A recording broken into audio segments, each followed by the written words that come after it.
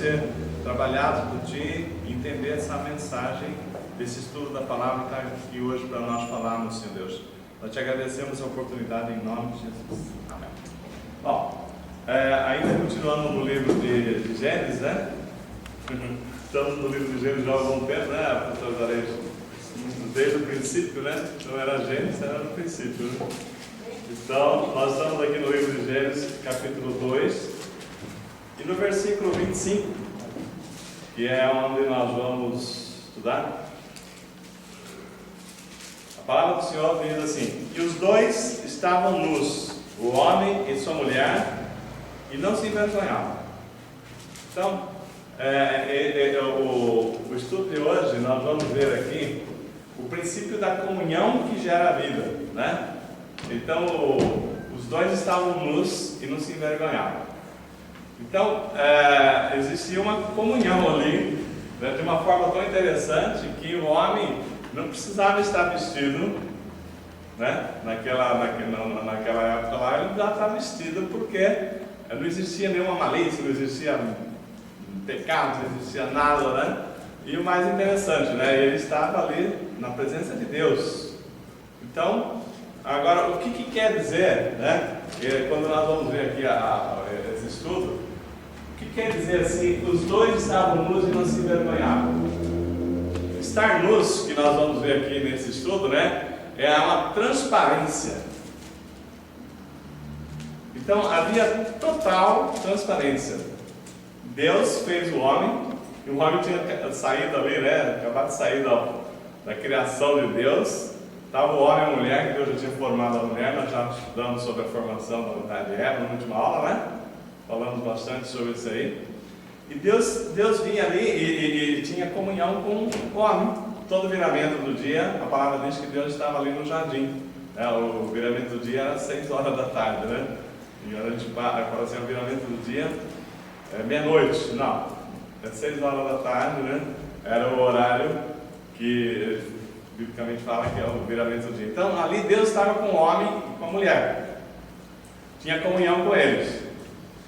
E eles estavam nus e não se envergonhavam. Então, essa palavra, estavam nus e não se envergonhavam, tem muitos significados. O estar nus, a primeira coisa que nós vamos ver aqui é a questão da transparência, né? Todos, então, Deus via o homem como é que ele era. E continua vendo até hoje o homem como é que ele é. Só que naquela época, o homem não tinha nenhuma preocupação de querer ser o que ele não é, porque ele tinha acabado de ser formado, não tinha nenhuma preocupação com poder, com aparência, com sociedade, né? Então ele era o que ele era. Isso é o que Deus espera de cada um de nós. O homem sem máscara, né? A pessoa ser o que ele é.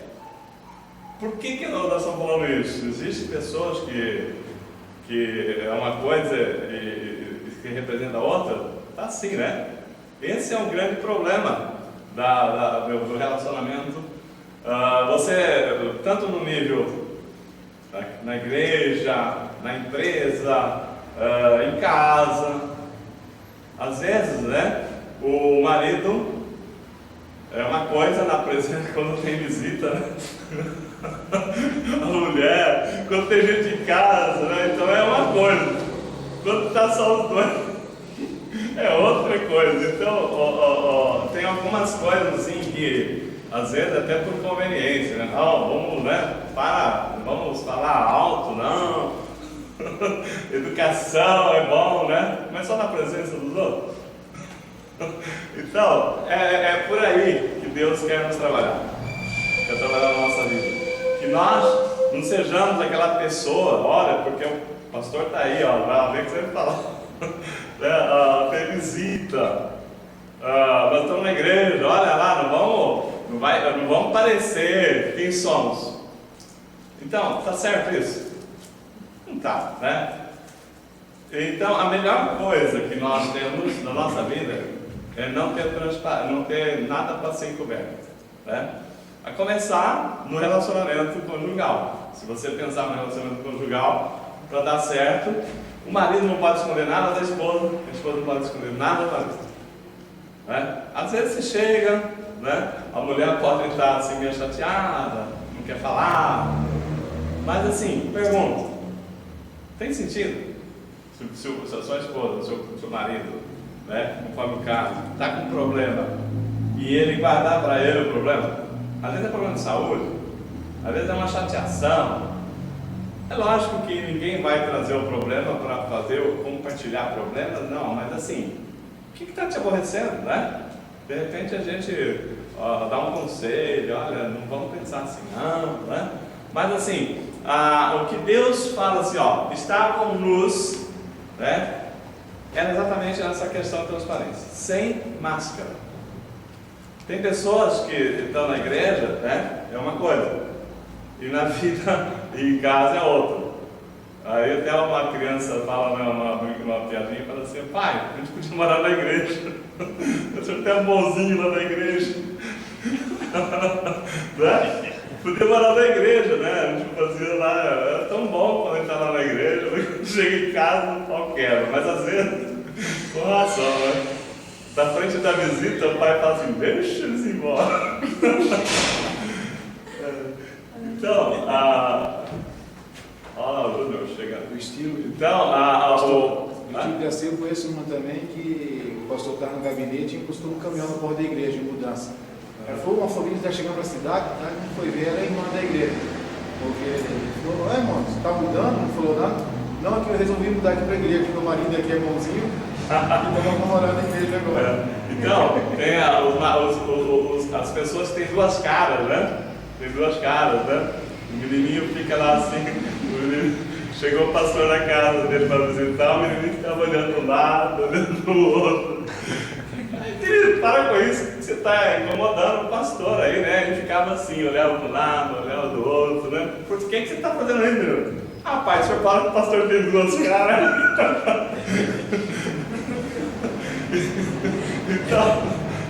Então, será que é isso que Deus espera da nossa vida, né? Duas caras, máscara. Mas então, não existia isso. Quando o homem foi feito, né? O homem estava nu. Ele não precisava se cobrir. Não existia nada para esconder de Deus. Hoje, a grande besteira do homem é achar que ele pode esconder alguma coisa de Deus.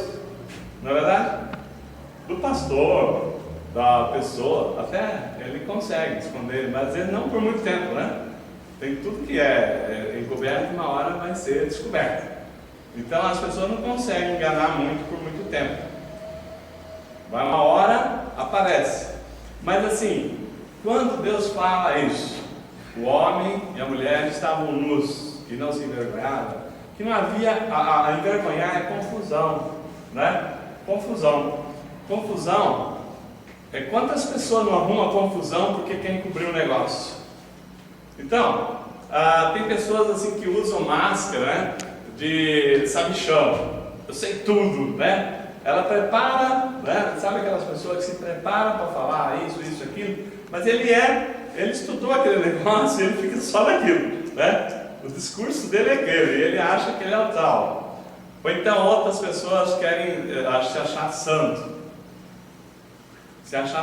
Não, porque não pode, né? Porque a palavra e tal. Então ninguém é perfeito. Então, primeira coisa, Deus sabe que nós erramos muito, né? Deus nos conhece, Deus sabe assim dos nossos pensamentos, das nossas intenções. Então, tudo aquilo que você tenta ser o que você não é, você não leva vantagem nenhuma. Mas assim, se eu for falar o que eu sou, as pessoas não vão gostar de mim. Olha, tem certeza? Tem muitas pessoas que, no momento em que ele é autêntico, né, que é essa palavra que a gente fala, né, a pessoa é autêntica, ela ganha mais confiança das pessoas, não é verdade? Tem pessoas que toda vez que ele vai falar, lá vem mentira, né? Lá vem um papo, o cara é papudo, né? Então a pessoa é assim, gosta de contar vantagem, que isso, aquilo, mas ela é assim, na verdade. Às vezes, o cara é, como se fala assim, né? É um machão, né? Chega em casa, a mulher mete o cacete no rapaz lá, porque, né? A pessoa quer ser o que não é, mas não é nada disso, então a autenticidade. Eu tenho defeito, lógico que eu não vou chegar aqui e falar todos os defeitos que eu tenho, mas assim, se eu sou uma pessoa, se eu tenho recurso, eu tenho recurso. Se eu não tenho recurso, tem pessoas que às vezes se afundam para querer parecer o que não é, né? Isso aí é confusão que ele arruma para a vida dele, na verdade. A pessoa que quer ser, querendo ser o que não é, ele arruma confusão. Então, quando a Bíblia fala assim, os dois estavam nus e não se envergonhavam, estavam nus, a transparência é não ter máscara. Todo mundo vai poder ver o que eu sou, né? Então, às vezes, a gente se policia, porque nós sabemos que nós não estamos sendo agindo e tal, mas assim, não é querer na frente de um ambiente X eu sou isso, depois chego em casa não sou nada disso, né? Então nós temos que ser autênticos. Por quê?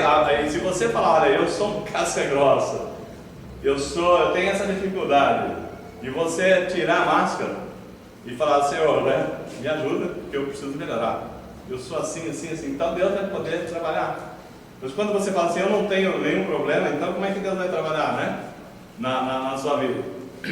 Então, dentro do estudo que nós vamos falar aqui, né? O que é que Deus procura? O que Deus está procurando em cada um de nós, né? Corações sinceros. Corações sinceros. Eu estou com dificuldade. Eu estou bem, eu não estou bem, né? Eu estou me sentindo muito frio, né? Eu preciso, né, sentir mais aquele calor da presença de Deus, né? Eu tenho que ser sincero. Às vezes alguma coisa está me entediando. Se eu não falar qual que é a minha necessidade, Deus não vai poder te ajudar. Porque você fala, não, eu não tenho problema nenhum, né? Eu não tenho problema nenhum. Vai sair dali, está um poço de problema. Como é que Deus vai ajudar, né? Você não tem nenhum problema. O padrão de Deus é que o homem e a mulher estavam nus e não se envergonhavam. Então, sem máscara, tentar ser o que não é vida dupla. Deus não pode ajudar aquela pessoa, né, transformar a vida daquela pessoa, que eu já estou transformado. Eu já sou a pessoa que o Senhor deseja que eu seja. Agora, quando você fala, não, eu tenho coisas para melhorar, me ajuda a melhorar, aí Deus tem condições de trabalhar na sua vida, né? Então, para agradar a Deus, né, a primeira coisa, tirar a máscara, né? Então nós temos que tirar a máscara. Outra coisa, quando nós falamos assim, né, eles estavam nus e não se envergonhavam, a pessoa não tem nenhuma arma escondida. Não tem visitas em presídio que as pessoas são obrigadas a tirar toda a roupa, né? Não sei, nunca fui em visita a presídio, mas eu sei pessoas assim que vai lá para fazer a revista, né? A pessoa tem que tirar toda a roupa, né? Para ver se não está levando o celular, essas coisas, né? Drogas, né? Então, mas às vezes a pessoa tem uma arma escondida. Mas que arma? Lógico que se eu estiver nu, eu vai ver se eu estou com um revólver, uma faca, tá? Mas assim, o nu que eu estou falando é de espírito, né? Eu estou com o meu espírito aberto.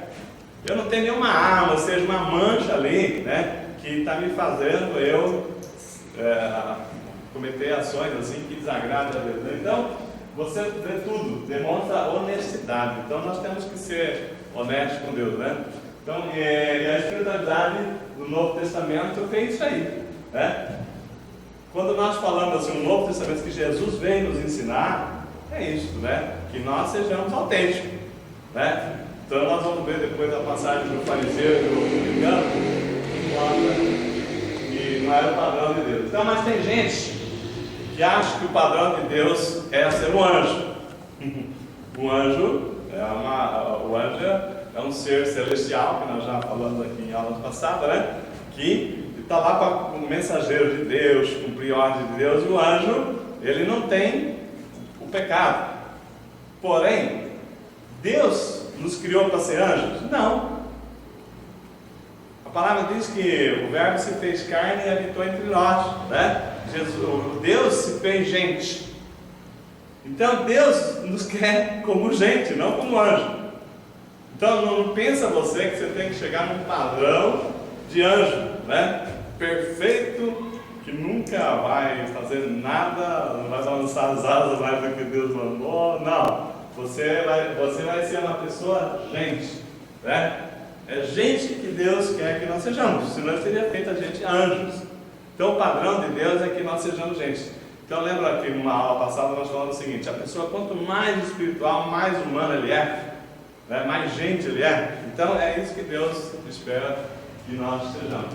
Agora, gente falha, comete erro.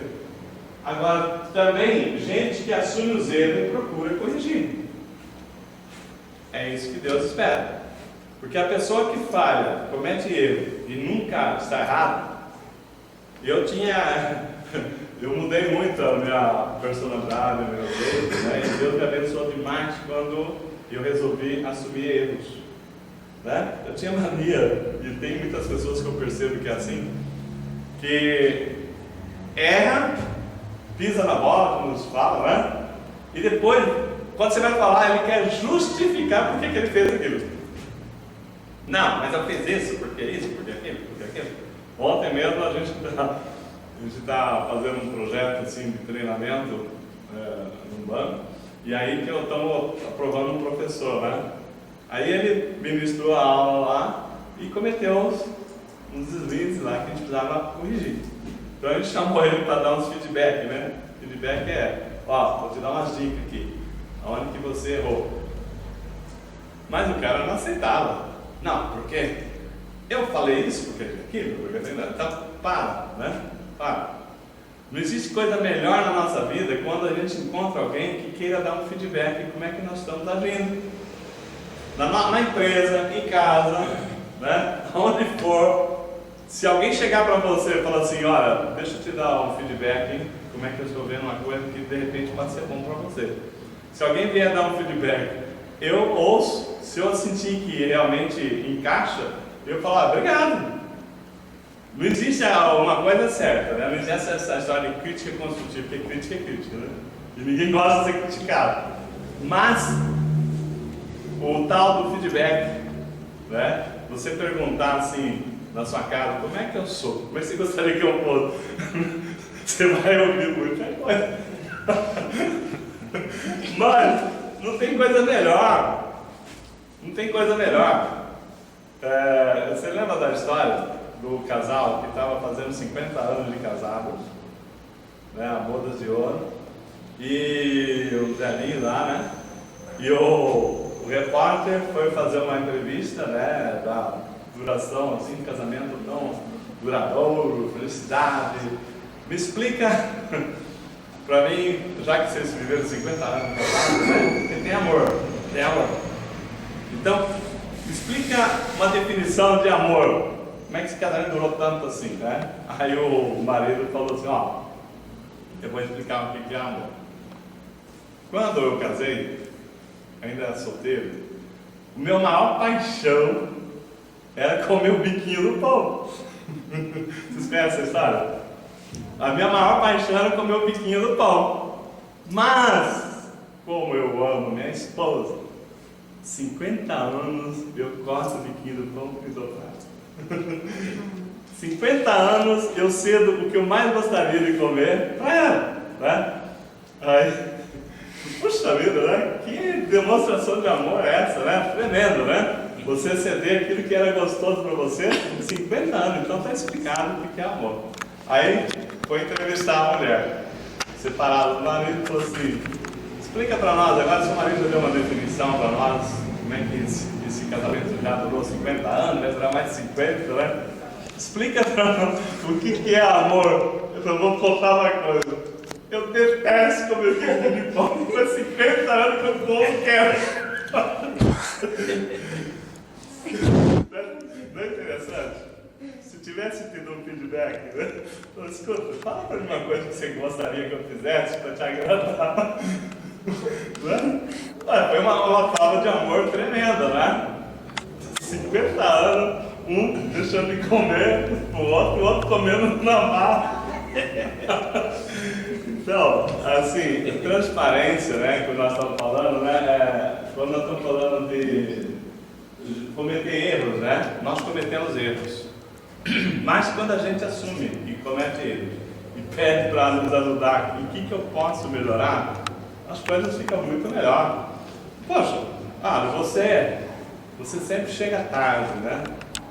E você chega e tal, tira o sapato, põe ali, e eu tenho que catar o sapato todo dia. Se você me ajudasse nisso, se você tirava assim, toda vez que eu tiro aquele sapato me dói, dá vontade de catar pelo pescoço, né? Aquela meia jogada no chão, né? Se você fizer uma lista, sem briga, na boa, né? Na paz, faz uma listinha do que você gostaria que eu fizesse no meu dia a dia, que te ajudaria, deixaria você mais feliz. Eu vou fazer a minha lista para você e você faz para mim. Isso são feedbacks, né? Então, agora, uma coisa é certa. Nós estamos falando assim, sem máscara, erros. Nós cometemos erros. Então, nós temos que ter sabedoria, né? Para poder entender que a gente tem que melhorar, a gente pode melhorar, né? Tem condição de melhorar. Agora, se a gente souber, agora se a gente não souber, como é que vai melhorar? Então, Jesus é o verbo que se fez gente, fez carne e habitou entre nós, né? A palavra se fez carne, se fez gente, né? Nos mostra que nós somos o quê? Frágeis, né? Nós somos frágeis, nós estamos assim, pessoas comuns, não somos super-homens, super-mulheres, somos super-pastores, né? Não, pastor é infalível, né? Não existe essa. A gente pisa na bola também, né? Mas o importante é você reconhecer, né? E quando alguém fala, olha, não devia ter feito isso, eu falo, puxa, né? Desculpa, realmente tem coisa que, é lógico que não é toda coisa lá que você vai e tal, mas assim, tem coisa que você percebe que dá para melhorar, né? Então, nós temos que caminhar. Não devemos ser como na história do fariseu. Então, a história do fariseu, né? Ele era uma pessoa, a Bíblia fala, né, que existia o fariseu e o republicano. E Jesus fala, olha, o fariseu chegou lá no templo, né? Você lembra da história do fariseu? Já pregamos aqui na igreja. Chegou lá no templo, o fariseu de um lado e o republicano do outro. O fariseu era o certinho. Senhor, estou aqui para dizer que eu sou um cara bom, cumpridor das minhas obrigações, entrego os dízimos dos abelantos, dos hortelanos, de tudo, né? Do cominho, de todas as coisas. Venho à igreja, eu oro. Eu venho à igreja, eu oro, eu faço isso, faço aquilo, tal, né? Então, e ali do outro lado, tinha um republicano. O fariseu desse lado falando, Senhor, né? Eu sou isso, aquilo, tal, né? Só faltava ele dizer assim, o senhor não quer dar os parabéns para mim? O senhor não quer agradecer por eu estar aqui, né? Ser tão bom assim, né? Eu sou bom, hein? Quiser umas aulinhas de como ser bom, né? Eu queria até ajudar a Deus lá, como é que ia ser bom. Do outro lado tinha um republicano. O republicano é aquele cobrador de impostos. O que é, assim, quando a gente fala republicano na Bíblia, né? O cobrador de impostos, que foi pregado sobre Mateus também, domingo passado, né? Ele era uma pessoa detestável. Por que ele era detestável? Porque ele tirava, ele roubava, né? Vamos lá, nós não podemos assim generalizar, mas a gente vem falar muito de fiscais corruptos, né? Chega lá e fala, meu filho, se você não me der alguma coisa, um agrado aqui, eu vou te infligir uma multa, te impor uma penalidade e tal.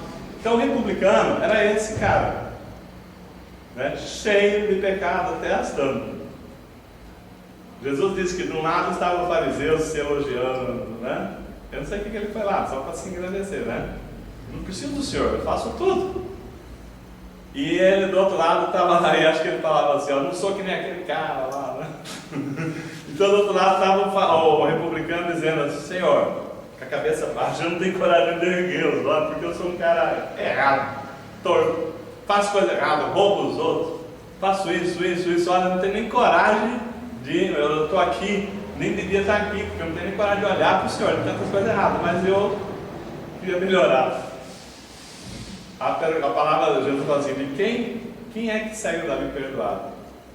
Quem que saiu dali, assim, que Deus falou assim, não, você vai ser perdoado. Aquele que falou, não precisa de Deus, que eu sou bom, ele já pecou, né? Ele já pecou.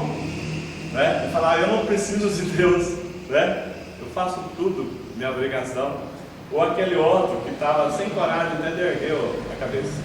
Então, Jesus, né, nos conta essa história. Nós não podemos ter a máscara da arrogância. Né? Tem muitas pessoas que se acham arrogantes. Né? Eu nunca sei tudo. Eu sempre tenho que entender que eu estou aprendendo, que Deus vai me dar mais ensino. Então, aquilo que desagrada a Deus, né? Então eu tenho que tirar essa máscara que desagrada a Deus. A igreja só poderá ser abençoada se nós estivermos juntos. Então, é outra coisa que nós temos que falar. Então, tirando a máscara, não existe esse aqui e esse aqui. Todos precisam de Deus. Todos nós somos falhos, somos gentes, precisamos ser abençoados, dependemos que o Deus tenha misericórdia, né? A Bíblia fala que nós somos como trapo da imundícia. Quem sabe o que é trapo da imundícia? Sabe aquele trapo que você não vai usar mais para nada, aquela graxa, aquele que não sai mais, você vai limpar com esse pano e depois joga fora?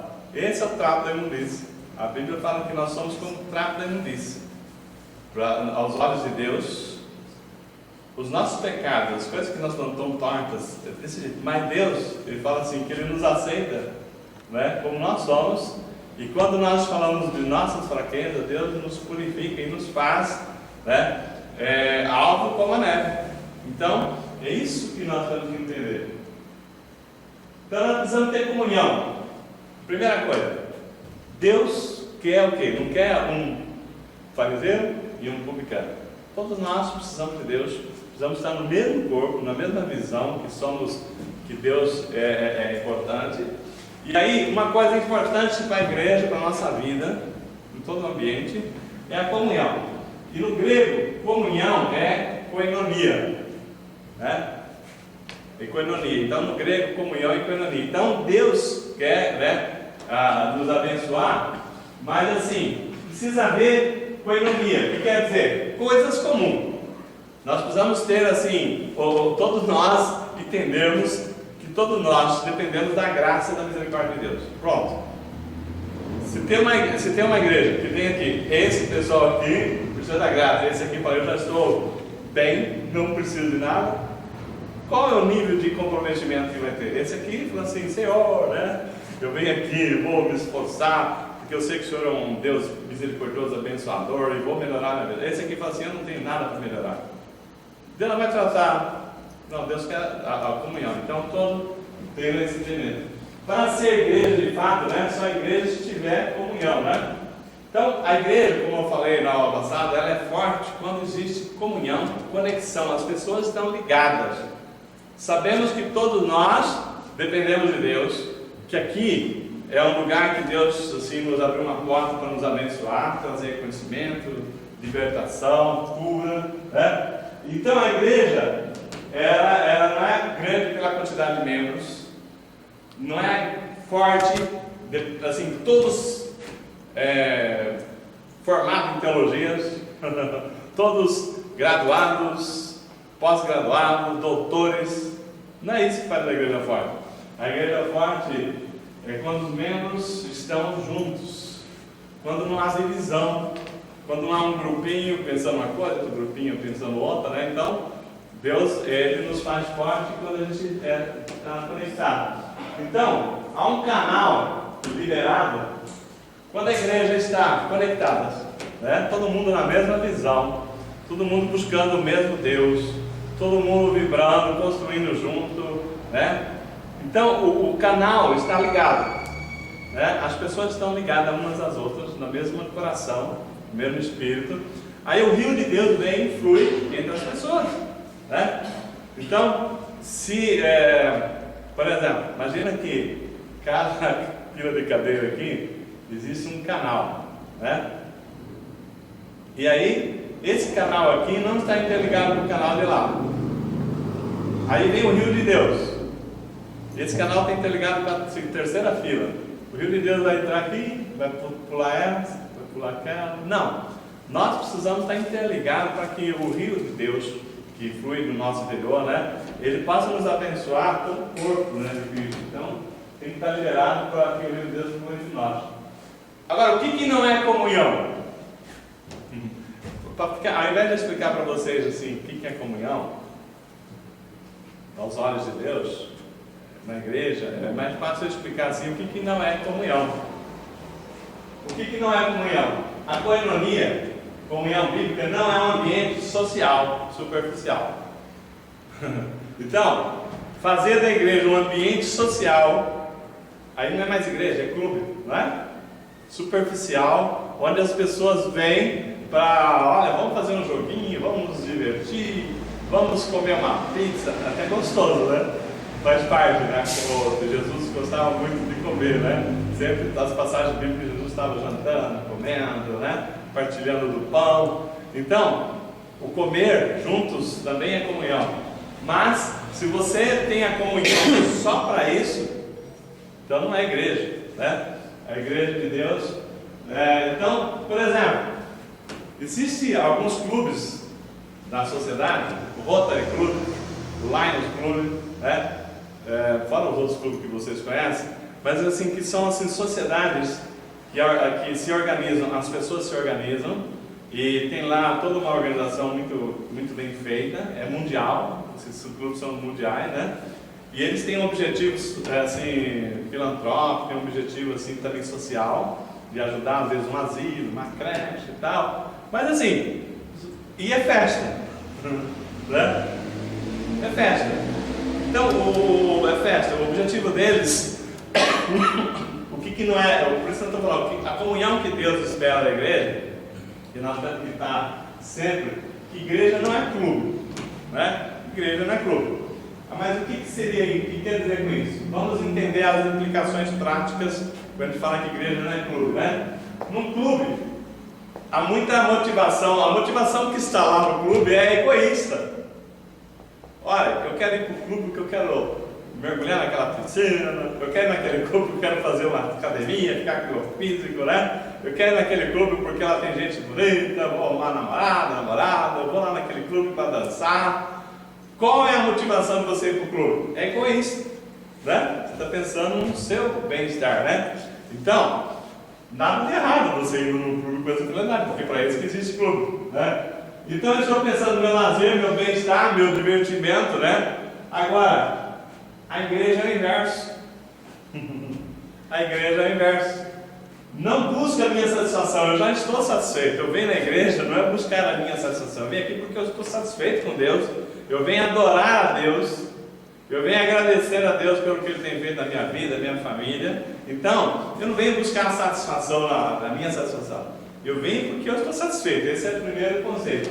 Então, eu não estou lá para eles fazerem a minha vontade, né? Eu estou aqui para fazer a vontade de Deus. Eu vou num clube, sento lá, vem garçom me servir, vem servir as coisas que eu gosto, né? Na igreja eu venho aqui para servir, né? O objetivo da igreja é o contrário, né?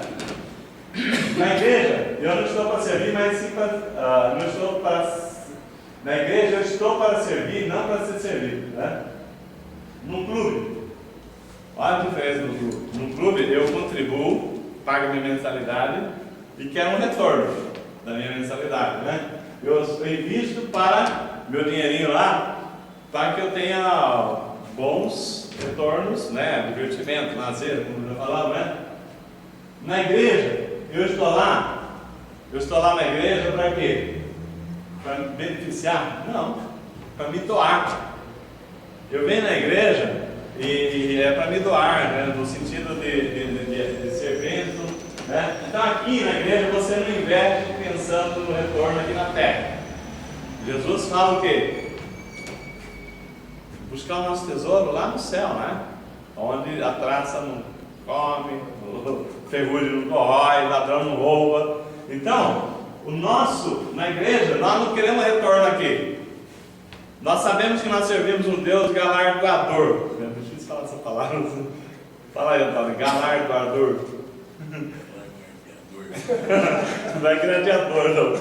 Galardão. Deus vai chegar o dia, né? A Bíblia fala que quando Jesus voltar, né, a igreja vai se encontrar com Ele nas nuvens e nós vamos ser galardoados, ou seja, cada um vai receber o seu galardão de acordo com a sua obra, né? Então nós servimos um Deus galardoador. Deixa Deixa eu até comer uma vez. Então porque esse Deus, né, está vendo o que nós estamos fazendo. Ah, então você está aqui fazendo para Deus ver? Não. Eu sei que Deus vê as nossas atitudes. Deus já fez tanto por mim, né, para minha família e tal, que eu quero fazer alguma coisa pelo meu semelhante. Quem leu o presente diário ontem? Você leu, Davi? Eu leio todo dia, mas eu só lembro se tocar nas... Melhoria de hoje. De hoje? O que falava de hoje? Hoje falava de ajudar. A gente já leu de hoje mesmo. Pra você ter uma ideia, hoje eu fui para Brasília, né? Hoje eu levantei, era 5 horas da manhã, hoje eu fui para Brasília e voltei. Eu levei o pão diário para o trabalho, que eu ia passar ainda na empresa, que a minha ideia era exatamente isso. Era digitalizar aquela parte e colocar para compartilhar, que é exatamente aquilo que a nossa igreja tem feito, né? Ou seja, servir o próximo, né? Porque a Bíblia fala o seguinte, né? Olha, Jesus vai falar o seguinte, né? Porque vai chegar o dia que ele vai falar assim, ó, os cabritos para cá e as ovelhas para cá, não é isso? Isso. E aí, fala assim, mas quem são aqueles que vão ser agraciados? Aqueles que quando eu estava com fome, me deu de comer. Quando eu estava com frio, me deu um agasalho. Quando eu estava passando, né, necessidade, me socorreu. Aquele que me visitou lá no hospital, aquele que me foi... Então, e aí a pessoa fala assim, mas e quando foi que eu fiz isso para o Senhor? Quando você fez para o menor e os pequeninos, né? Então nós estamos fazendo o seguinte, né? Nós sabemos que quando nós fazemos para o necessitado, que está no nosso alcance, nós estamos fazendo para Deus, né? Então, a gente faz as coisas com amor, porque nós sabemos que Deus faz tanto para nós, então nós temos que corresponder a esse amor de Deus. Hoje que é necessitados, né? Necessitados. Hoje necessitados, e ontem era Mateus. voto de Jacó. Como? Ontem era o voto de Jacó. Ontem era de Jacó. Voto. O voto de Jacó, que nós pregamos, inclusive, aqui também, na abertura, lembra? Do culto, quando eu fui passar para o pastoral a palavra, eu comentei do William Bogart, né? E ele, Jacó estava indo lá, encontrou uma situação assim, né? E fez um voto, né? E aí apareceu no dia seguinte o presidiário falando daquilo, olha que interessante. Né? Então é muito interessante. Então, nós temos que entender isso aí, né? Alguém pode ter dito para você que a igreja, né, é só uma sociedade civil. A igreja é uma sociedade juridicamente perfeita. Mas, assim, na visão de Deus, a igreja é uma sociedade civil, né? Mas, assim, o termo jurídico está correto, mas, assim, na visão de Deus, né, é o corpo de Cristo que nós estamos aqui, né? Nós pertencemos ao corpo de Cristo. Mas nós somos um povo diferente, né? A nossa comunhão que Deus espera, que Ele traz para nós, é uma comunhão sobrenatural. Olha que legal. Quando você fala o seguinte, você vai no clube, você tem comunhão com as pessoas, você monta lá, por exemplo, hoje um amigo meu estava dizendo que no dia do jogo do Brasil, ele reuniu lá na casa dele 8 casais para assistir o jogo, tinha 16 pessoas. Mas na família dele, tinha 20 pessoas lá. Era uma comunhão, né? Um lugar, um ambiente gostoso. Então, é uma comunhão, é legal. Você tem um grupo de amigos, se reúne, vamos fazer isso, vamos viajar, vamos comer pizza, tá? É uma comunhão. E é gostoso você ter amigos e tal. Mas, quando nós falamos da igreja, a comunhão que nós temos na igreja, ela é sobrenatural. E é muito interessante. 2 Coríntios, quando vocês, porque a bênção apostólica que todo domingo a gente dá aqui no culto, né? Ela está inspirada nessa passagem de Paulo, né, falando aos Coríntios. A graça do Senhor Jesus Cristo, o amor de Deus, a comunhão do Espírito Santo seja com todos. É assim que é a bênção apostólica, né? Então a gente fala o seguinte, né? Todo domingo nós falamos o quê? Que a graça, que a comunhão E a rica consolação do Espírito Santo, né? Então, o que Deus está desejando para nós? A comunhão do Espírito Santo, né? Então, a graça do Senhor Jesus Cristo, né? Que Ele nos deu a vida, né? Sem nós merecermos, né? A graça do Senhor Jesus Cristo, o amor de Deus, que Ele amou a gente de tal maneira que deu o teu Filho único para morrer por nós. A comunhão do Espírito Santo. Então, a comunhão do Espírito Santo, sejam com todos, né, e para sempre. Então, essa é aí que está a comunhão sobrenatural que nós temos. Como o Espírito Santo habita em mim, né, habita em você, em cada um de nós aqui, nós temos uma comunhão sobrenatural. A gente se identifica porque nós carregamos, nós somos templo do Espírito Santo, né? Você já aprendeu isso aí, né? Qual a vontade de Deus? Que a comunhão seja com todos e sempre.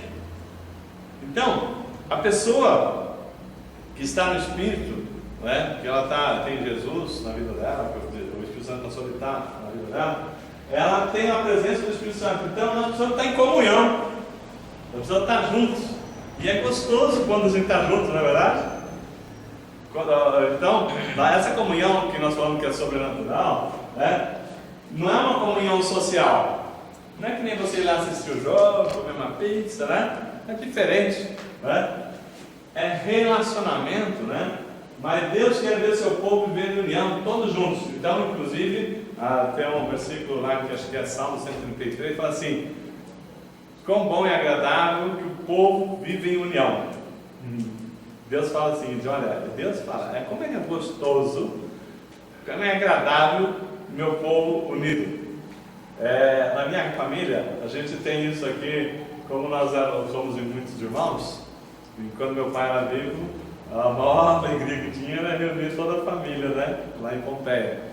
Então imagina 13, 14 irmãos casados, não todos casados, acho que a maioria já estava casada, com filhos, né? Então vinha lá o avô, o neto, não, o avô, os filhos, as noras, genros, né? Netos, a casa ficava cheia. Domingo, por exemplo, no dia do jogo, agora, eu estava só eu e meus em casa, né? E aí o Rodrigo tinha falado, talvez fosse, vem lá assistir o jogo e tal, mas deu 15 para 5, estava só nós dois, né? Pensei, não, vamos assistir o jogo sozinho. De repente chegou os dois carros de uma vez, né? E a casa de 2 pessoas ficou com 12 pessoas. Eu falei assim, olha só, né? Então, Deus quer ver as pessoas juntas, mas não é só os parentes juntos, né? Tem pessoas que falam assim, eu quero estar junto de quem? Dos meus parentes. Nós somos a família de Deus. Deus quer ver o povo todo junto, né? Não é assim, só aqui na hora do culto, né? A gente ter uma comunhão verdadeira. Tem gente que não comparece e diz, mas eu estava com vocês em espírito. Você já viu essa frase? Tinha vai ter um encontro lá, tá bom? Olha, não vai dar, mas eu vou estar lá em espírito. Eu estou em comunhão, olha, eu não apareci lá não, mas eu em espírito eu estava lá. Você já viu essa frase? Já viu não? Coisa que é perigo de uma pomba. Meu espírito estava lá. Para com isso aí é desculpa. Desculpa, né? É um escapismo, né? Então, isso é escapismo. O que é? Sair pela tangente, né? Para dar uma desculpinha. Então, a pessoa que não está em comunhão, né? Onde a igreja está, ela nunca está. Não está nas reuniões, não está nos eventos, não está, nunca participa. Ela não está em comunhão com a igreja. E ela não está no Espírito de Deus. Não é que ela não tem o Espírito. Tá? Não estou querendo dizer que ela... Tá? Mas assim, a pessoa que é cristã, a natureza divina dela é se juntar. Tem alguma coisa que está atrapalhando a nossa vida. Quando a pessoa fala que ele é cristão. Mas não existe cristão individual. O cristão, ele está junto. É isso que eu estou querendo dizer, né? Então, tem pessoas que não querem estar perto de ninguém. Tem pessoas que falam assim, não, vou lá no culto, bato o ponto e vou para casa. Né? Tem pessoas que não vê a hora de terminar o culto e saem correndo. Né? veio para dizer que veio no culto, mas não tem alegria de compartilhar, né? Agora nós, quando a gente termina o culto aqui, a gente precisa até apagar a luz aqui para poder ir embora, né? Então, é gostoso a gente compartilhar. Nós precisamos, assim, o compartilhamento faz parte da natureza de Deus, né? Então, comunhão em espírito, é isso que nós estamos falando. A igreja está, o cara que está aqui, né? A igreja está aqui, o cara está lá no Amazonas. Comunhão, né? Eu tenho comunhão, meu estou em espírito. Está uma banana para ele que está em espírito, né? Ele está lá, quando ele está aqui do lado, né? Já não está aqui conosco, imagina ele morando no Amazonas, ele estando lá, eu vou estar em espírito, não existe, não é? Não é verdade? Você vai estar envolvido com outras coisas lá, que igreja, que nada, né? Então para com isso, né? Tem conversa. Então, não significa nada, né? Na prática, né? Parece espiritual. A pessoa fala assim, né? Ela assim, olha, eu estou em espírito, parece espiritual. Mas será que Deus vai nessa conversa? Né? Será que é vontade de Deus a pessoa estar apartada da igreja? Não, né? Não é essa vontade, né? Coinonia bíblica, então, é você estar em comunhão, né? Ou qualquer coisa diferente disso é querer se enganar, né? Não é agradar a Deus. Temos que ter a honestidade e reconhecer que não vivemos a verdadeira comunhão. Mesmo nós aqui, né? Da forma com que nós fazemos no final do culto, nós temos um momento, chega antes, vamos conversar e tal. Mesmo assim, ainda nós estamos longe de ter a verdadeira comunhão, né? Viver se iludindo e dizer que já tem é se enganar, porque nós temos muita coisa que podemos ter muito mais comunhão. Então é melhor dizer a verdade e para que Deus possa a gente ajudar a ter do que querer ficar se enganando, né? Como diz assim, é melhor colocar um colírio nos olhos, né? E enxergar como é que nós somos individualistas, muitas vezes, tá? Nós só queremos saber da nossa necessidade do que falar que nós temos comunhão. Que Deus não engana. Ter comunhão é estar junto, conversando, né? Ou vendo o que temos em comum, né? Que nem nós já falamos nos fins dos cultos aqui, nós temos visto isso aqui, né?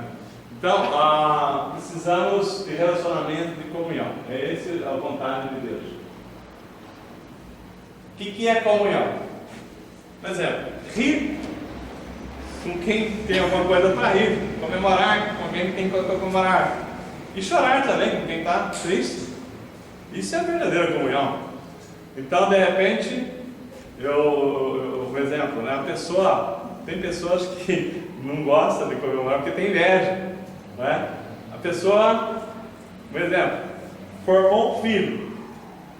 Um exemplo, formou um filho em medicina, né? Que é um dos cursos mais caros que existe, né? Aí, parabéns! Ele está comemorando a formatura, vamos vibrar junto. Mas tem pessoas que falam assim, não, porque eu não consegui formar o meu, por que eu vou me alegrar com o outro que formou o dele? Então isso aí, né? Não é rir com quem está rindo, né? A pessoa está triste, vamos lá. A pessoa está doente, vamos lá, vamos lá estar visitando e tal. Porque isso é comunhão, né? Rir com quem está feliz, chorar com quem chora, né?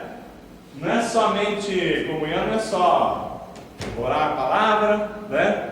Meditar na palavra. Não, nós temos que viver os momentos também que a pessoa como gente vive, né? Compartilhar os momentos bons também, dividir as preocupações. Então nós temos que ser uma verdadeira família, não é verdade? Por exemplo, um caso bem prático, né? O pastor Jarez, né? Não estão lá em festa, lá em Santa Catarina, que chegou mais um netinho. Então, isso é família. A família não está toda feliz, toda sorridente. Chegou mais um na família Jesus? Nascimento de Jesus, né? Não chegou mais um na família Nascimento de Jesus. Então a família está. Agora, nós como igreja, tudo aqui é uma família, né? Quando alguém, né, fica feliz, também ficamos felizes, porque é a nossa família. Então a igreja é a nossa família, né? Não é por acaso que nós somos Igreja Batista da Família, mas mesmo que fosse outro nome, a igreja é a nossa família. Então, um dia reuni para aprender a palavra, adorar a Deus, dizer que eu sou grato, né? Mas também outro dia nós reunimos para comer uma pizza, né? Mas vai ter dia que nós vamos ter que, às vezes, entrar assim, em situações, já olhar aqui que nós precisamos, né? Temos objetivos a alcançar, temos, que nem agora, vamos falar de um tempo novo, né? Vai ter muito esforço, muito sacrifício, muito empenho, às vezes ajuda braçal, né? Isso tudo é comunhão. Então, precisamos muito dessa conexão que cura, ministra e nos faz viver amoroso. Quando a gente tem que conectar essa comunhão, a gente vive em verdadeiro amor. Sem essa conexão, nós temos conhecimento, mas falta a prática cristã. Se a gente não estiver conectado, saber que o pastor Lourenço está bem, ou saber que ele está preocupado, não no sentido de saber da vida dele, mas assim, olha, está tudo bem, que nem a gente compartilhou aqui, né? O Sandro, que não está aqui conosco hoje, ele teve lá o filho dele, o pastor Jesus, que o senhor não sei se ficou sabendo, ele teve um acidente de moto. Um rapaz de 19 anos, um dos meninos mais velhos que o Brian, quem vindo aqui é o Brian, né? E ele se machucou na moto, fraturou a perna e foi hospitalizado. E aí colocaram uma grade na perna dele, né? Aquela gaiola, né? Que eles falam, né? E ia fazer a cirurgia na segunda-feira. Então, na sexta-feira à noite, eu fui lá visitá-lo lá no hospital, e estava o Sandro, a Sara, no hospital, e a gente teve a oportunidade de falar com o filho dele, né, o Diego. E nós oramos, mas antes de orar, né, nós conversamos com ele sobre aquela situação que aconteceu com ele. O que será que aconteceu com um acidente desse? Às vezes a gente fala o seguinte: olha, sou um cara azarado. Mas não, às vezes um acidente daquele ali, eu falei para ele: olha, Deus te livrou da morte, porque o Satanás ele veio para nos roubar, matar, destruir. Deus nos livrou da morte, não permitiu. Mas assim, às vezes um momento desse é para nós pararmos e pensar quando que ele ia ficar num lugar quietinho lá, né? Do jeito que ele é agitado, empina a moto, vai para lá, vai para cá, chega no dia seguinte, a mãe dele preocupada: onde anda meu filho, né? De repente, é como aquela história do pastor que cuida das ovelhas, e tem uma ovelha lá, né? Nunca obedece o pastor, está sempre saindo para os matos e volta cheio de espinho, né? Sujeito ao lobo devorar. E vai chegar um momento que o pastor vai quebrar a pata dela para ela sossegar e não correr o risco de morte. Vai quebrar uma patinha dela para ela quietar. E eles quebraram a patinha, eu falei para ele, né, na meditação que a gente fez lá, que Deus deu essa direção. Esses dias que você está aqui no hospital, para você pensar na sua vida. O que é a sua vida? Deus enxerga com muita, assim, você é um grande potencial. Mas assim, como é que você vê? Ele falou assim: Deus, isso aí é coisa chata, né? O que é isso? Eu quero curtir, né? Quero isso, quero aquilo. O que você pode fazer hoje nessa cama do hospital? Dor, frio, que aquela gaiola gelada, aquele frio, né? Todo mundo vai embora, você fica ali, você não pode fazer, não pode empinar a moto, não pode fazer nada, não adianta, né? Então eu falei assim: Deus está te chamando você para você repensar a sua vida. Então, e aí depois de conversar com ele, né, é que ele agradecer a Deus. Falei assim,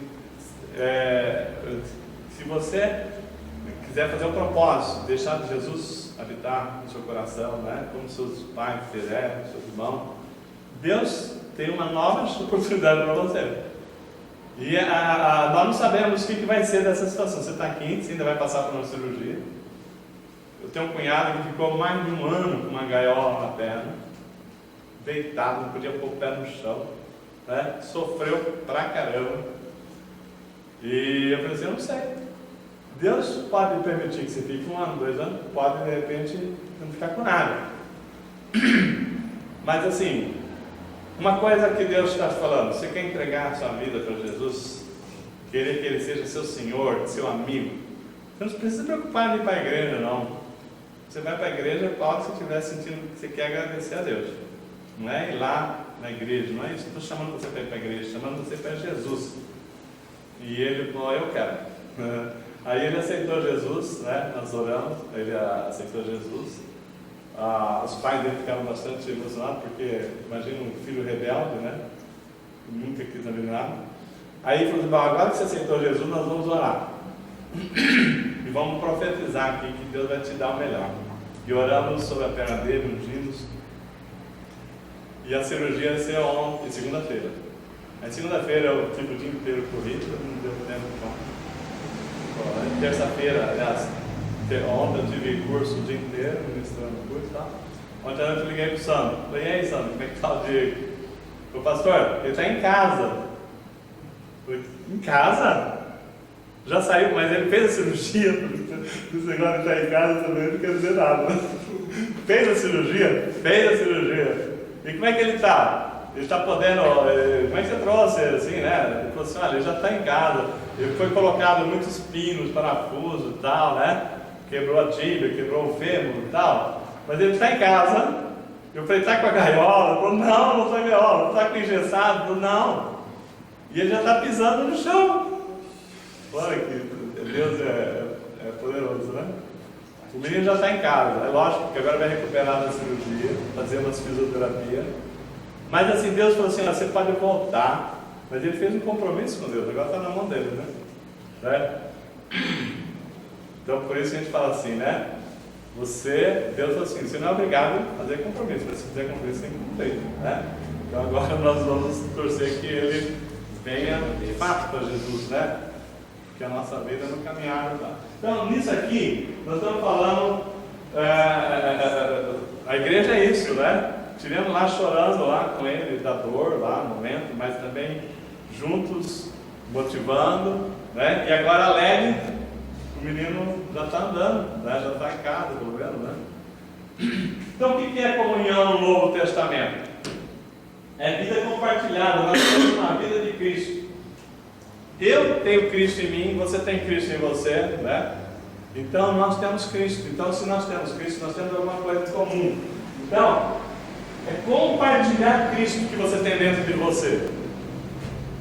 Então, nós fazemos uma reunião aqui, vamos fazer compartilhamento e tal. Aí você chega e fala assim: olha, eu vim aqui para falar que eu estou com um problema sério, que bateram no meu carro e fizeram isso. Não, para um pouquinho. Compartilhar não é contar problema. Compartilhar, primeiro é compartilhar Cristo, né?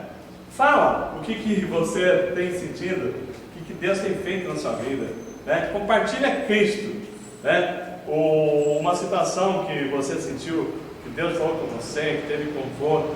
Depois de compartilhar Cristo, vamos agora falar de outras coisas também, né? Mas as pessoas acham que compartilhar, eu vim despejar meus problemas na outra pessoa, né? Me resolve esse problema para mim, né? Não é isso. Compartilhar Cristo, palavra de experiência, falar o que Deus tem ensinado, né? Então, quando nós compartilhamos Cristo em primeiro lugar, depois nós vamos falar da nossa proposta que nós estamos lutando e a nossa fé também, né? Tem pessoas que é um poço de desânimo, né? Que nada vai dar certo, nada vai acontecer. Não, eu tenho fé, como nós oramos na fé, né? Que Deus poderia fazer uma obra lá na perna daquele menino, e Deus fez, né? Então, depois nós falamos dos problemas. Então, isso não é compartilhar Cristo, né? Coinonia é compartilhar a vida. Quem é a vida? Cristo. Nós temos que compartilhar a vida. Se Jesus é a vida, é a fonte da vida, nós temos que compartilhar Jesus. Agora, falar assim, né? O que ele tem acrescentado, o que nós temos assim, a experiência que nós temos com ele. Por que não dá para sentar numa roda de escarnecedores? A Bíblia não fala assim: bem-aventurado aquele que não se senta na roda de escarnecedores, né? Está no livro de Salmo, acho que é o Salmo 1, né? Salmo 1 já fala assim, né? Já começa a falar feliz, né? Nós queremos ser uma pessoa feliz, abençoada. Então, Salmo começa falando assim: bem-aventurado aquele que não anda no conselho dos ímpios, não se detém no caminho dos pecadores, nem se assenta na roda dos zombadores ou escarnecedores. Não tem pessoas que A alegria dele era se juntar para falar dos outros, tirar sarro, olha aquele cara, olha aquela mulher, olha isso, aquele, né? Fazer piada, diminuir os outros. Então, isso são os escarnecedores. Então, a Bíblia fala: bem-aventurado aquele que não anda no caminho dos ímpios, no Salmo 1, não se detém no caminho dos pecadores, nem se assenta na roda dos escarnecedores, dos zombadores. Uma pessoa que tem Cristo em si, ele não consegue sentar no lugar que as pessoas estão lá para diminuir os outros, para destruir os outros, falar mal da vida dos outros. Então, por que não dá para sentar na roda dos escarnecedores? A pessoa que não tem Cristo dentro de si, ele quer falar, ele não quer falar da vida, ele quer falar de morte, né? A pessoa que não tem Cristo dentro de si, ele quer falar de coisas que destrói, se alegra com a destruição, se alegra com as coisas, mas, né? Então não é querer renegar, mas nós só temos comunhão com quem tem Cristo dentro de nós. Você já percebeu que depois que você começou a ter comunhão com o Espírito Santo, uma pessoa assim não é mais uma boa companhia? Você não consegue mais ficar lá, a pessoa malhando o outro, falando mal para destruir o outro, e você ali junto. Você fala: não, você vai continuar falando, você vai falar sozinho aí, que eu vou para outro lugar, né? A gente não consegue mais, porque Cristo é vida, né? Então não é que a gente quer renegar aquela pessoa, mas a gente não consegue mais ficar na roda dos escarnecedores, porque a nossa natureza agora é de vida, não é de morte. Se a pessoa consegue ter comunhão com quem não tem Cristo, pensa bem, né? Se você tem alguma pessoa que está na igreja e ele tem comunhão com as pessoas que querem destruir as outras pessoas, ele pode pensar que ele é uma ovelha, mas ele ainda é um porquinho que ainda está nadando. Deus ainda vai trazer, dar um banho e vai transformar numa ovelha, né? Então, às vezes a pessoa pensa que é ovelha, mas é um porquinho ainda disfarçado, né? Então, nós temos que entender a nossa natureza. Então, nós vamos ver aqui a história da águia e da galinha, né? Então, tem uma história, Antônio, que fala o seguinte: tinha uma águia que ela foi, o caçador foi, e ela caiu do ninho, né? E ele pegou ela e levou para casa. E ela colocou ela num galinheiro. E colocou e foi dando, como se fosse um pintinho, né? E foi dando alimento, aí aquela águia foi crescendo, né? E comendo que nem galinha, porque desde pequenininho que nem galinha, né? Mas assim, a história é muito bonita, né? Eu vou contando rapidamente. Aí ela foi se formando, foi formando as asas e tal, né? E ela estava ali, comendo ali com a galinha, né? Tal, ciscando que nem galinha. Mas assim, ela olhava para o alto assim e sentia uma força muito grande de conquistar as alturas. Aí ela falava assim, né, para a outra amiga dela, né? Outra galinha falava assim, né? Eu sinto que eu ainda vou passar por cima daquelas nuvens, né? Você larga a mão de ser metida, né? Larga a mão de ser metida, você está pensando que você é o quê? Você é uma galinha, né? Não, mas eu sei que eu sou uma galinha, porque eu não sabia que era uma águia. Mas eu sinto que eu vou ainda conquistar aquela altura. Então, nós cristãos, né? Nós não fomos feitos para ficar assim, né, comendo como galinha, ciscando no nariz, mas para conquistar lugares altos, que nem a águia. Aí um dia, né, ela bateu asa e voou, porque a galinha achava que ela nunca ia conseguir, né? Porque a galinha não consegue, galinha é galinha, a galinha dá um pulo aqui para o outro lado ali, né? Ela tem voo de galinha, eu acho que voa no máximo 5, 10 metros, né? E já, não tem, foi feito para ganhar a altura. Mas nós fomos feitos para voar como águias, né? Para sonhar coisas grandes, né? Não ficar comentando. A galinha falava: larga a mão de ser metida, você nunca vai conseguir. Até que o dia que ela falou: não, eu vou ocupar o lugar que eu sinto que é o meu lugar. E ela bateu a asa e foi. Então, um dia você também, Deus quer que a gente saia, né? Às vezes nós ficamos assim como as galinhas, né? Ciscando, comendo coisas que estavam baixo, quando Deus nos colocou condição para conquistar as coisas do alto, né? Como a água, né? Então a nossa vida, né? Ela clama pelas coisas do céu, como a águia clama pelas coisas do alto. Essa é a nossa natureza, isso que nós precisamos saber. Então, para ter economia, precisamos ter a comunhão que Cristo e seus discípulos tinham. Não é andar o dia inteiro juntos, ter coinonia não é estar andar juntos, né? É ter compromisso, né? A comunhão que Cristo nos deu para ter compromisso. Sem compromisso não há comunhão. Os discípulos largaram, né, aos pescadores, que eram pescadores, né? Falaram, agora você vai ser pescador de almas, né? De homens, né? Então Deus capacitou para ter um compromisso maior. Então, tinha um compromisso. Os discípulos têm um compromisso com Jesus. Agora a multidão não tem compromisso nenhum, não é verdade? A multidão só vinha lá para ser curada, para ser atendida, para milagre e tal. Os discípulos não. Os discípulos, onde nós vamos sentar, onde nós vamos comer, onde a gente vai dormir, né? Os discípulos tinham que falar para onde nós vamos. Não, agora como é que nós vamos? Pega o barco, pega o burrinho. Então, os compromissos, né, que todo mundo precisa. Então, não é só compartilhamento, tem que ter compromisso. Então, quando a gente fala que tem compromisso, né, tem que ter compromisso com Deus. Mas eu tenho compromisso com Deus. Agora, quando você não tem compromisso com Deus, a pessoa fala o seguinte, né, eu sou uma pessoa compromissada. Mas se ela fala que ela tem compromisso com Deus, mas não tem com a igreja, você acha que ela tem compromisso com Deus? É como aquela pessoa que diz que ama a Deus e odeia o seu irmão.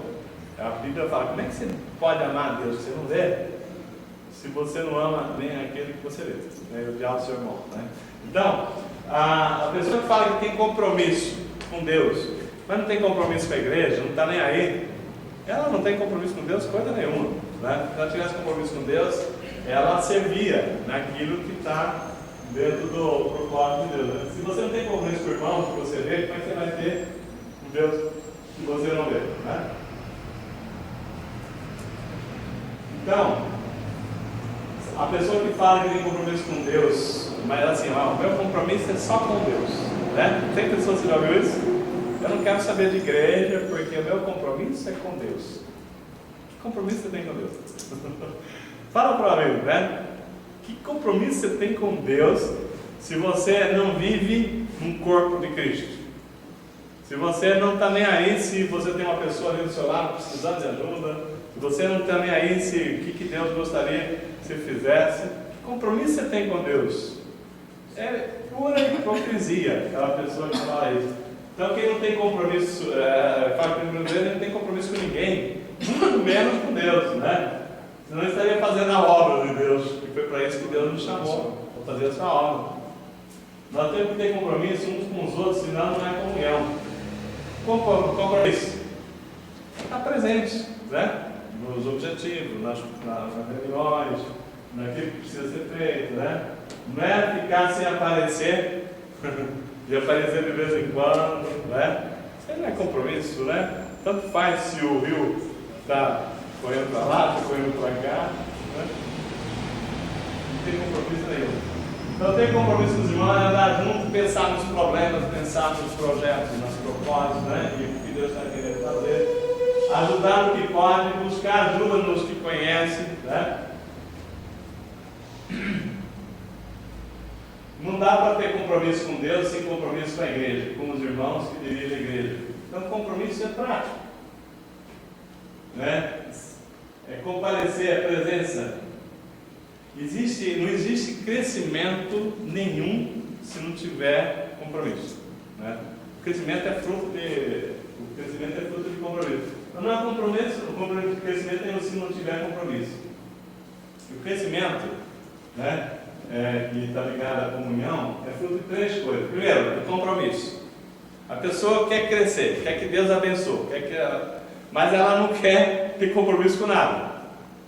Então não vai crescer nunca, vai ser sempre aquela mesma pessoa, vai sair dessa igreja, vai para outra, vai ser do mesmo jeito. Na vida dela vai ser sempre aquela mesmice, né?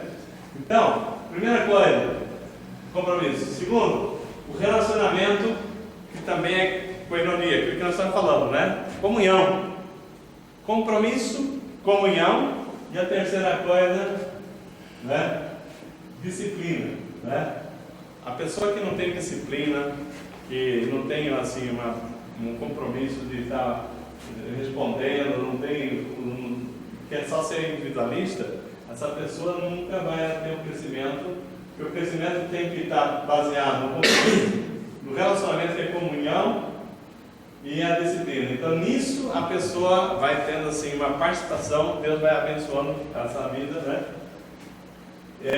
Um empresário, por exemplo, o empresário monta uma empresa.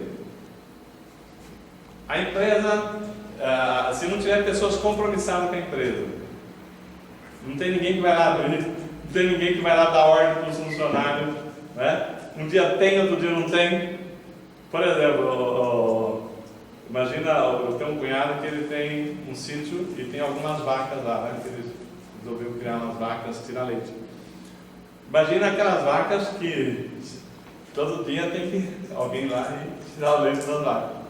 Se não tiver pessoas compromissadas em tirar o leite da vaca, o que vai acontecer? Não vai ter leite, não é? Então, se aquele sítio, uma parte do resultado é do leite, né?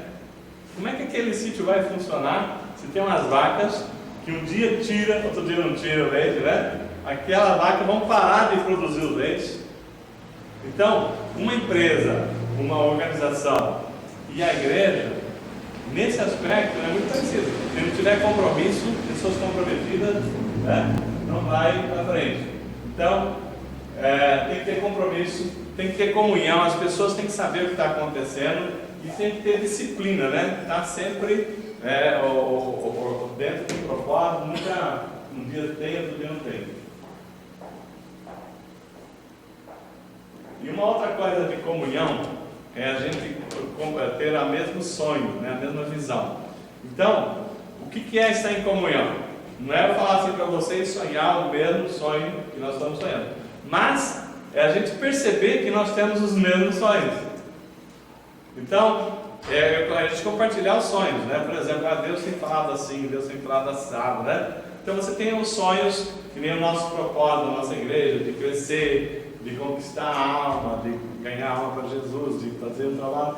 Então, não é dizer você, todo mundo tem que sonhar o meu sonho. Não. Mas, ter economia é quando você tinha o seu sonho, né? Depois de ouvir o meu sonho, você viu que também os seus sonhos são parecidos com os meus. Então, isso aí tem comunhão, ou seja, também eu percebo toda essa visão. Quando uma pessoa tem uma visão, que a obra de Deus é muito grandiosa, né? De repente tem uma igreja que fala assim, nós temos um chamado para fazer um trabalho de presídio, né? Aí, o seu sonho é esse aqui, e nós nunca fizemos trabalho nenhum em presídio. O que vai acontecer? Você não está no sonho da igreja aqui, de uma forma geral, na visão, né? Então, você vai se sentindo meio que fora, né? Não é que ninguém vai te excluir, mas você vai falar assim, não está batendo a minha visão, o meu sonho e tal, né? Então, agora quando você tem um sonho, você vai compartilhando o sonho, você vai vendo que esse sonho também é o sonho que você está sonhando também, que você acha que dá para caminhar. Então, nós começamos a sonhar os mesmos sonhos. Isso é a comunhão, né? Perfeita, né? Da visão da igreja, a comunhão de crescimento, né? É tornar os dois sonhadores. Então, se você não tem sonho nenhum, se eu nunca sonhei nada, aí eu falo assim, olha, o nosso sonho é esse. É legal, gostei desse sonho, eu vou começar a sonhar também esse mesmo visão, né? Então aí você vai entrando na comunhão e vai estar então nós vamos estar tudo falado, né? Então quando meu sonho bate com o seu, isso é economia, começa a andar junto, né? Então a igreja cresce quando as pessoas estão na mesma visão, né? Quando você está numa visão diferente da igreja, se Deus não trabalhar na sua visão, no seu sonho, você vai se sentindo meio que desconfortável, né? Okay? Então, unidade de pensamento, né? Então, João nos ensina a viver, em João, Jesus nos mostra como é que era a visão dele, que é o que nós temos que entender como a nossa missão. Em termos de comunhão, Jesus falava assim para o Pai, né? Assim como o Pai tem com o Filho, né? Nós temos que ter a mesma comunhão. Deus faz-nos um. Né? Na sua oração sacerdotal, antes dele subir aos céus, ele estava despedindo os discípulos, falou assim: olha, eu vou para ti e eles vão ficar aqui. É muito gostoso você ler lá, né? João 17, né? Fala assim, né? Pai, eu vou para ti e eles vão ficar, aqueles que você me deu. Mas guarda eles, né? Deixa que nada aconteça com ele. E Jesus está falando com Deus sobre a igreja, né? Sobre os discípulos e aqueles que virão a suceder os discípulos. E a vontade de todas as profecias já se cumpriram. A única que ainda não se cumpriu totalmente e nós estamos vivendo ela é esse aqui. Pai, faz-nos um. Pai, faz-os um. Não é? Jesus falando para Deus fazer com que a igreja tenha um só coração, um só pensamento, uma só visão. Porque é nisso que nós vamos ser abençoados. Né? Quando nós estamos na mesma visão, né? E a visão de Deus. Né? Okay? Então, Deus disse isso para Deus. Jesus falou só: Deus, faz o mundo, disse o Senhor, para que o mundo saiba que me enviaste. Né? Esse é o alvo final. João 17:11. Já não estou no mundo, né? Mas eles estão no mundo. Eu vou para ti, Pai Santo. Guarda-os em teu nome que me deste, para que sejam um, assim como nós. Então, olha só. Assim como Jesus e Deus, eles eram uma só pessoa, faz-os um, né? Um só pensamento, uma só visão, né? João 17, 20, 21 fala assim: para que o mundo creia, tu me enviaste, né? Então, mede-se o homem pelo sonho que ele tem, pela visão, né? Os meus sonhos são altos e o seu. Então nós temos que viver a igreja como Deus desejou que nós vivêssemos. Coinonia é estar em transparência, vivendo no centro da vontade de Deus. Porque homem e mulher estavam juntos e não se envergonhavam. Estavam na plena comunhão com Deus. Então, a gente não tem do que se envergonhar, não tem confusão, né? Isso é a igreja. Agora, às vezes nós temos situações em que existe, Satanás às vezes manda, tem assim, situações em que ele manda pessoa para separar, criar divisões na igreja, né? Isso é terrível, né? Então, graças a Deus que o Senhor tem nos mandado ter, né, colunas para a gente edificar, e aquelas pessoas que não estão alinhadas, elas vão saindo. Nunca nós tiramos ninguém da igreja.